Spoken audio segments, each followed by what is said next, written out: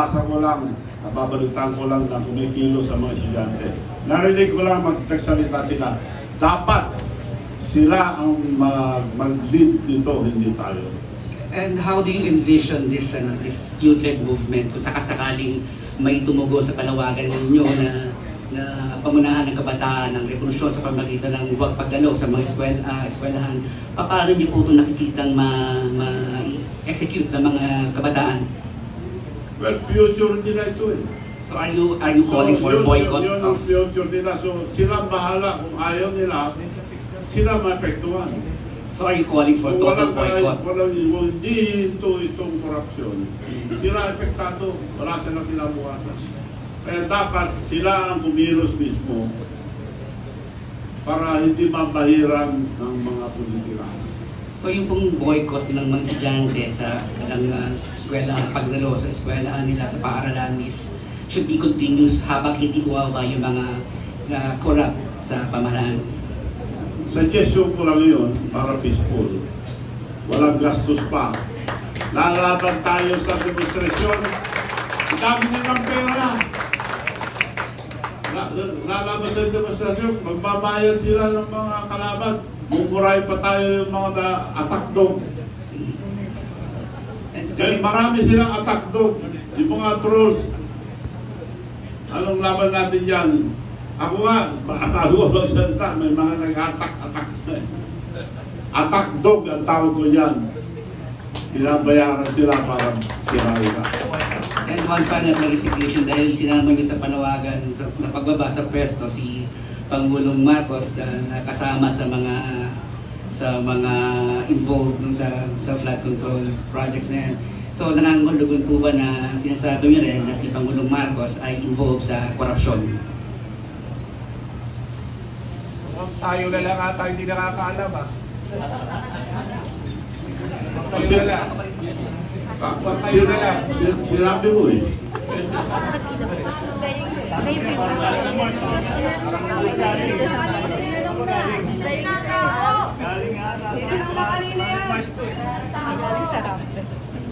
Sir, magandang hapon. Hindi ako ng JBDCWD.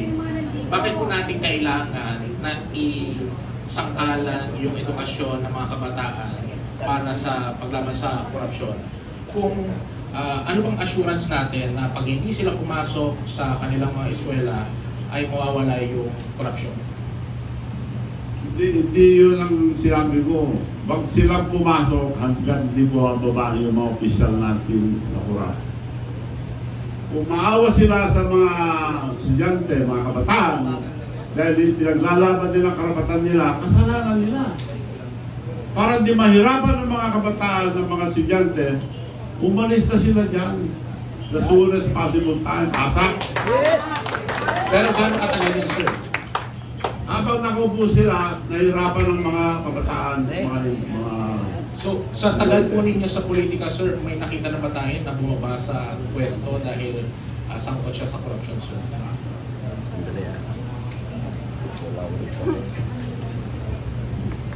Dito sa Pilipinas wala pa. Sa ibang bansa, nagpapakamatay pa. Opo. Dito po sa Pilipinas, sir, paano yun? May delikadesa sila. Paano natin masisiguro na bababa sila sa pwesto at makakapagpatuloy sila sa pag-aaral? Bumaba na lang sila, huwag na sila magpakamatay. Wala namang kapakamatay dito sa Pilipinas. Eh.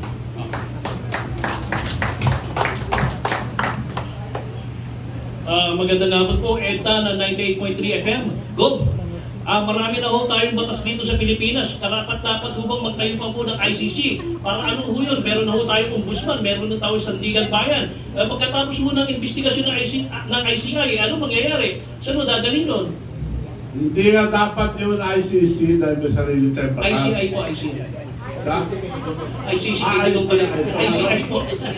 Oh. Pampang-ano lang nila ito, pampapugi lang nila. Dahil mabubuting tao yung nilagay.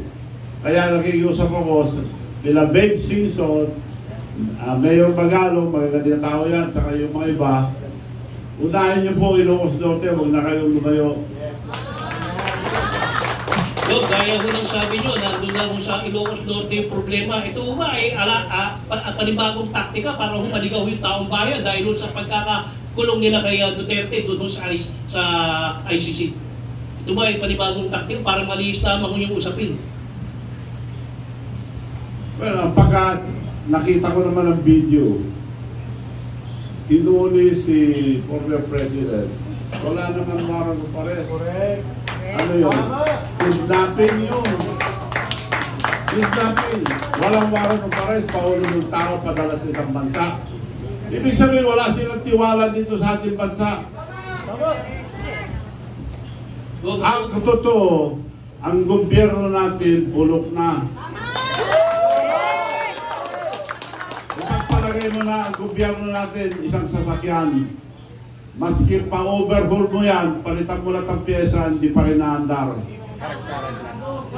Kailangan bago. We have good laws, but the implementation is bad. Pagpalagay mo na lang, pagpahal ka ng kaso ngayon. Abuti ka ng siyam-siyam, may parking fee. Pagpahal ka ng parking fee, matutulog na kaso mo. Ang nakukulong yung mga tao na walang pera. Yung mga may pera, walang nakukulong. Unless natututukan ng media, doon lang nakukulong. ikaw, baka ho'y nagugulubihanan. Lahat po nang tinuturo itong si Congressman Romualdez at ito pong si Congressman ko. Bakit hindi pa ho nila dinadalaw sa investigasyon nito? Gob, bakit tinatago pa ho nila, Gob? Pinsan ng presidente yan. Yun, nadali ko. Nadali. Ang alam ko, si Saldi ko, lumipad na. Nauna na. Hindi mo na makita yun. Salamat po, Gob.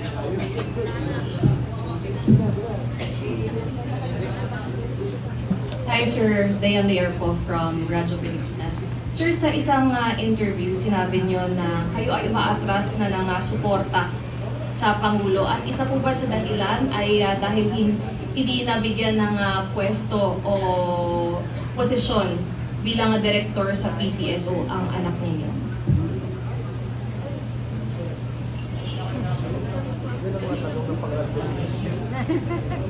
Ang mabuti, tinanong mo yan. Nung magkatapos ng eleksyon, ikwento ko na lang paano naging presidente itong BBM. Tinawag ako ni Senator Amy Marcos. Manong Chavit, can you help us for the re-election of Bongbong? Dahil dinaya lang, sabi niya. Yes, tawagin mo muna ang leader sa North. Meron akong i-explain sa inyo ako. I will call them, but I will use your name because you are the president of Bayos League. Tinawag nila sa bahay nila, dumating mga congressman, governors, mayors. Sabi ni Senator Mike Amy, thank you for coming so we can start the early campaign of Bongbong for Vice President. Dahil dinaya siya, sabi niya. But Manong Chavit sa plan, Manong, can you please tell us your plan? Okay, ako. Alam natin lahat, napakalakas ni Sara ngayon, walang kalaban. Now, gusto mo Vice President, mag-campaign na tayo maaga. Mag-file ka ng Vice President, marami kang makakalaban yan. Kung si Sara, kung sa Presidente, wala ka rin laban at the time. So, ang suggestion ko, mag-file muna tayo for President para pag nag-file si Sara, you slide down for Vice President, protected ka na, and I have the leverage to talk to Mayor Inday Sara na ikaw ang Vice President, protected ka na. Palakpakan lahat sila. Thank you, Manong, sabi yung BBM. Okay, COVID pa, bawal pa lumabas. Nakahingi ako ng permit. Meeting, konti lang ang pwede. Hindi pwede malaking meeting. Ang ginawa ko, being the president of the Mayors League, regional. Kaya humingi ako muna ang pamanhin at patawad sa mga mayors na ginausap ko na nakumbinsi. Dahil parang nabudol tayo. Alam mo, sabi ni BBM, Manong, ang swerte ko, ikaw presidente ng Mayor's League. Nung tumakbo ko noon, malaman na ako sa mayor. Ngayon, puro mayor sa minimit natin. Region by region, region by region, region by region. Pinasyara namin lahat ng region. Wala siyang gastos.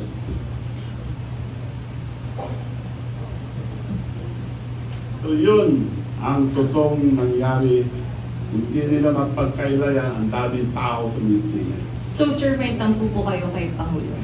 Ano? Ang ayaw ko lang na ginawa niya, alam nyo, hindi ko inintindi ba yung insulto ginawa sa akin. Nagpunta kami sa Japan, bagong labas lang. Sa presidential table, dinention niya lahat. Si Sandro, Dad, Manong Chavit is here. Ginawa niya, oh. Hindi ako pinansin. Ang mga overseas workers, bastos naman ang presidente yan, sabi niya. Oh, nagtampo ba ako? Hindi. Ayun sinasabi mo na pinapasok ko sa PCSO, director lang. Dahil chairman ng PCSO yung kapatid ko noon. Anak niya yun, director lang. Oo, ang dami naman yan eh. Sabi naman ni Special Assistant to the President nagsabi, sigurado na yan, Manong. Sinabi ng Presidente, sigurado na yan. Isa-isa may na-appoint na director, umiiyak yung bata. Sigurado na yan, pag sigurado. Tapos, di na sumasagot, yung sekretary niya. Nagkita kami, yung sekretary niya, tiyapal na yung mata. Wala naman tinupad. Nagalit ba ako? Hindi. Direktor lang. Ang laki na itulong ko sa kanya, hindi siya presidente kung hindi dahil sa akin. Bakit ako galit? Bakit ako nainis sa kanya ngayon? Nung pinalis natin ang mga bases dito sa Pilipinas, it was approved by the Senate. Pagpunta niya sa States, pinabalik niya lahat, dinagdagan pa. At para tayong dinadala sa kumunoy. Alam niya na magkakagera ang China and Taiwan. Sabi ng China, we never invaded any country but Taiwan, we have to get it because it's ours. Binigyan sila ng 5 years. Ang Amerika, 1, laban tayo. Pag kayo bumayag, laban tayo. Pagkagaling ang presidente natin doon, binigay kagad ilang beses. Ang dami. Kung matuloy yung away nila, sinong bubugin? Tayo. Ngayon, iniinis pa niya ang China. Anong laban natin sa China? China is our neighbor, China is our friend, China is helping us a lot. Mabuti nga, tubig lang kinakamyon nila eh. May karapatan din sila doon dahil ang dami nag-reclaim, hindi lang tayo. Vietnam at ibang country. It should be diplomatic. Kausapin niya lang, sosyo na lang tayo dyan. She should stay neutral as a leader. She should stay neutral. Bakit umampi agad? May pinapahamak tayo, naghahabol pa. Mali yun. Sir, last na on my part, kayo po ba ay makikilahok o magbibigay ng suporta sa rally sa September 21?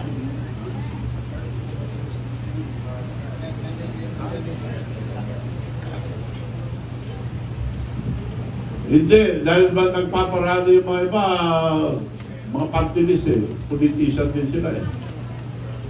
Dapat yung mga kabataan lang, supportahan natin. Alright. Pero kung may mga politician at mga party list, hindi pwede. Para sa akin lang. Thank you po. Magandang hapon po, Liza Bonzo from Billionaire News Channel. So sa kasalukuyan po ay pinamumunuan niyo po yung Louis Chavot Singson o LCS Group of Companies na sa kasalukuyan po ay may 12 kumpanya.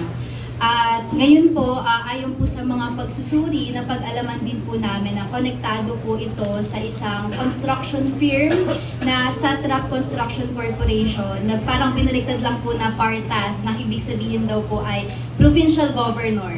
At for context din po, base po sa datos po ng DPWH, no, nakakobra po ito ng 62 public works sa Ilocos Sur mula 2016 to 2025 na nagkakahalaga ng 2.7 billion pesos. Yeah. So, for clarification lang po sir, ano po ang connection ng Singson family sa Satrap Construction? Mabuti tinanong nyo.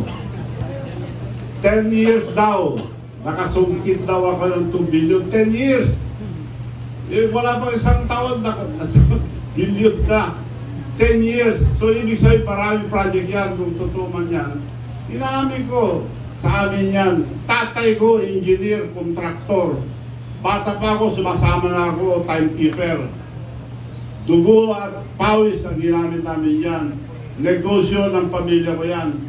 Pero pa-inspect nyo lahat ng project ng Satrap. Pag meron katiwalian, pakukulong ako.